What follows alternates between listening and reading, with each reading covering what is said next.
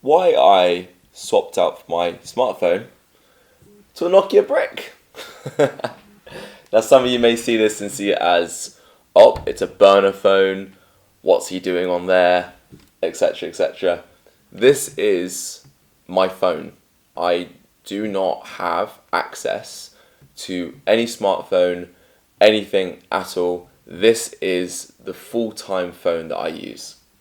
Now, why on earth, in an age where we have the most advanced tech on our phones, where we can use AI, we can use maps to get us anywhere, we can text anyone in an instant, we can have news reports whenever we want it, why on earth would I choose to do this? And don't get me wrong, I had a smartphone and I went through it for a while, but I chose to go back to this, and I've been doing this for a while. Here's the reasons why. I've got 4 reasons today. Number 1, focus / distraction. Number 2, contact and / contacts. Number 3, consumer or producer, so becoming more of a producer rather than a consumer. And number 4, which is risk. Okay? So, number 1, which for me is by far the most important of all of them, and is the main reason why I initially chose to swap to a Nokia phone, or a brick phone, or a sort of dumb phone, and all the other ones kind of came along for the ride. Number 1 is focus. Now, I've made videos on this before about the importance, in my opinion, of deep work, of focusing on something, getting it done, no distractions. And when I come in the morning and this is on my table, it's not pinging every 5 minutes. It's not telling me about the recent thing that's happened in the world. And that might seem ignorant, right? That might seem like I'm choosing to bury my head in the sand. But in reality, my life is so much better, and I can turn up better to my friends, to my family, and to the people that I love, because I can focus more and do the thing. I can do the deep work. That also means, by the way, no emails, no news, no YouTube, no Facebook, no Instagram, no LinkedIn, no Twitter, no nothing. It's all blocked on my laptop, right? I'll go through that in a whole other video. This, though, was the biggest reason and the single easiest change I could make to get more focused and to work on what's important to me. Now, it's not just work. How many times do you go to a restaurant, you sit down and literally it's just this? And the only time they'll ever look at the person in front of them is through their peripheral vision, as a side note to the fact that they're texting someone that's not even there, or in contact with something, or being influenced by something that's not even the person in front of them. When I talk to someone, I'm right there, right? And that for me is like, they get my full, undivided attention, okay? And that to me is a superpower in this day and age, attention, because everyone is vying after your attention. That is the currency of today. The currency is attention, the eyeballs of you consuming content. Anyway, coming back to me, that's fundamentally why I did this. I am an extremely distractible person. I borderline probably ADD. I very much am very sporadic. I'm all over the place. I find it extremely hard to focus on something. I tried meditation for a while. I hated it. I did get into it for a good few years though. That really helped. But fundamentally, I find it very hard to focus. And the reason why I find it hard to focus is because I hate being bored. And for me, going on my phone was something better than being bored. Therefore, I will always end up going on my phone. However, if I have something in front of me, like making YouTube videos in the morning, which is more mentally stimulating and actually enjoyable than boredom, I will do this. I never used to do this when I had a smartphone because I'd rather be on Instagram. I'd rather be on YouTube. Why would I be making stuff when I can just consume things? So A big thing for me as well is by getting rid of the distractions and actually embracing boredom, you actually find things really, really fun to do and really, really enjoyable, which is a kind of like a fun side effect. So overall for that first one, it's this focus and a non-distraction, which allows me to be present in everything. The amount of times I was walking down the roads on my phone texting people that didn't need a response. They really didn't. What I do now is I have WhatsApp on my laptop, and I only have my laptop in the office, and I only go in the office in the mornings. And so what I do is I get back to my messages in one big batch. Now, why is that a good idea? Let me give you an analogy. Let me tell you a story.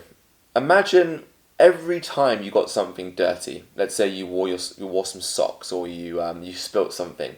You immediately put that one sock in the washing machine and did a massive wash. Let's say every time you ate out of a plate, you put it in dishwasher and you did the whole dishwasher load. How much of a waste would that be, right?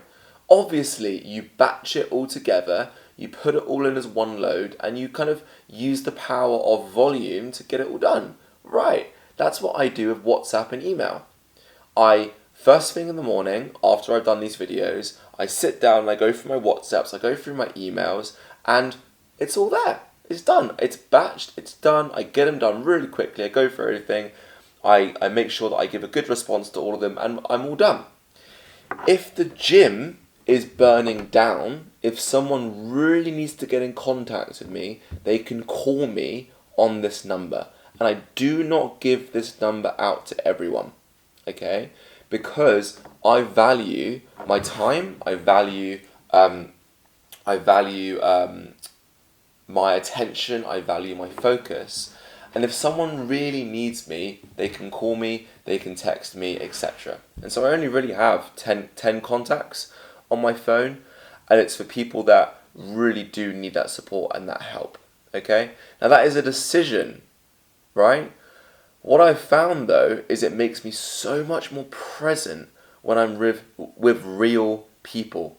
My friends came down for the weekend, and I barely talked to them online, but immediately I was like, oh my god, how's life? Tell me everything, because I haven't been following them on Instagram or Facebook. I don't know what they've been up to, so they can actually chat to me and we can have a massive update for the whole day. It's lovely. And so that's also kind of like a little side effect to this stuff as well. Like, you're not up to date on everything. I don't know what's happening in Ukraine. I don't know what's happening in Israel. And if something really important is happening and the UK is about to get nuked, I'll probably know. If not, I'm just going to get on with doing what I need to do to help the people that I need to help and do the mission that I think is important. That's number one. Number two, contact. Well, I've kind of already touched on this. But if someone really needs to call me, they can call me. If something really bad is happening, it also forces you to plan ahead and be very manageable in your life. If you ever need to print a QR code, or you need a QR code, you need to print it. If you ever need to use your phone for anything, you have to plan ahead, basically. And for me, that's really good because I'm a very last minute person. I love this rocking up, winging it. But it actually made me kind of pre-plan my day. Is there anywhere where I specifically do need my phone? Is there anywhere when I'm going to have to use it, etc., etc. So that's been really, really good. But yeah, in terms of contact, it has just been fantastic because when I'm with people, I really do engage with them and I'm there. I also don't know what's going on in their life, and I can fully be present with them. I can catch up with everything, and it also just gives me the mental space to be to focus on one thing. Okay, so that 2 and 1 kind of blended into each other there. But number 3, consumer/producer. Like I said at the start, when we're in this consuming mode, when we're just kind of consuming information, I feel like it changes your brain chemistry a lot. And sometimes it's actually really good to trust yourself and to listen to what you think. Because let's be real, no one knows you better than you. No one has context on you better than you. And so maybe you might give yourself the best advice. Yes, you might be a dick to yourself sometimes, but you actually consuming other people's stuff, don't know. It depends on what you're consuming. And this is the thing. I think going on a consumer diet, like an information diet, is really, really important. It was really good for me. I only listen to people that I want to be like, and I really respect. People like Alex Hormozy, reading books from people like Marcus Aurelius, Ross Edgley, David Goggins, Ryan Holiday with his Stoic series, all the business books, all the tech books, all the philosophy books. For me, that is my consuming diet. I do not consume short form content in the form of TikTok, in the form of YouTube Shorts, because my attention span is fucking horrible anyway. I don't want to train it to be worse with that kind of content. And so if I do consume something, it's while I'm on the bike at home, I'm sitting on a turbo trainer, I'm sweating, and I listen to a podcast.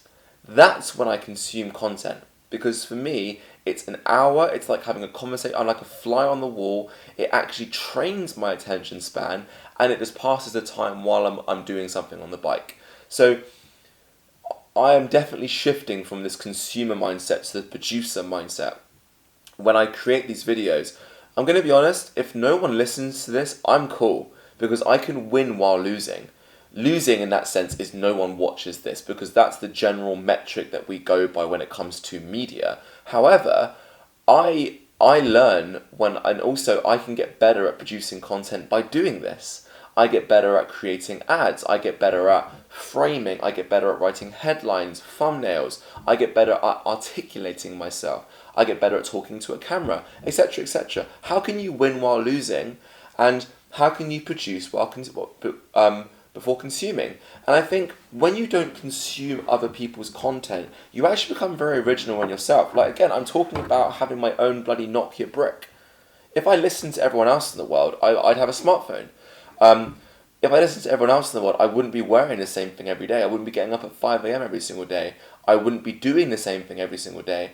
I wouldn't probably be in the industry that I'm in. I'd probably be doing something else. I think one of the most important character traits that we can have nowadays is agency, which is thinking from first principles and thinking for ourselves. And sometimes that means sitting down with a pen and paper and writing, talking to a camera, meditating, listening to ourselves, talking to a friend, right? Because in a way you're producing content when you're doing that, by the way.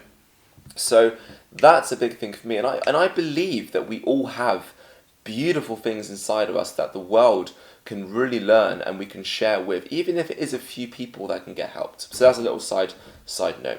Number 4, risk. We were in London and this guy in front of us got his bike stolen. And I was like, the poor guy, the poor robber that goes up to me, looks at me and goes, you know what, I'm gonna give him a go. Reaches into my pocket and comes out with that. Like, imagine that, right? They go in and they're like, yes, it's payday time. And they come out with that. Literally £20 on Amazon, right? It's like, the poor guy, he's like, oh, just have it back, man. Bloody hell. It's just like, there's no risk. I don't carry much money on me. My clothes probably come up to like 50 quid. There's no risk, and so I'm not carrying around an expensive watch. I'm not carrying around a £1,000 smartphone. It's just, I'm not carrying around my £2,000 Mac, right? It's like, I just don't really need that stuff, and that's okay. And I found that just having that is so much better. I'm going to add some extra ones that I thought of, by the way. So, little extra, 5, I guess.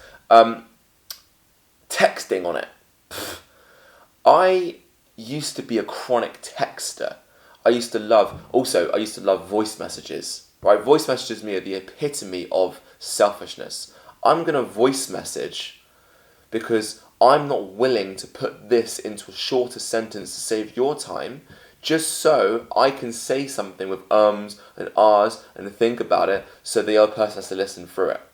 When I'm on this, they get the most distinct, like, cut down version, probably in like, see ya, in 2 minutes or something like that. Or like, and if worse comes to us, I call them. Whoa, shock, horror, calling people, right? But you know how important that has been for me in sales, in cold calling, in warm outreach and calling, in business conversations, in inbound leads. It's just like second nature being on the phone. I used to hate being on the phone. I used to absolutely hate it. And now it just becomes second nature because it's what I'm forced to do. And if I have to text, I text. And if you guys ever get a long text from me, you know that shit took like 10 minutes. Right? And so that for me is just like a little extra onto that. There's probably a load more, but those are what I say are the 5 main reasons on why I swapped to a Nokia brick, and I'm not bloody going back, right? And actually, when I pick up a smartphone now, I actually feel repulsed. It almost gives me like a bad feeling in my stomach of just like, whoa, this is just too much. I just don't want that. So yeah, maybe you guys might be inspired by this and swap. I don't know. But all I know is it's given me mental clarity like I've never known before. It's allowed me to work more and harder on things that really matter to me, and it really has changed my life, and it might change yours. So like, subscribe, and I'll see you in the next crazy video. Nice one, guys. See you soon.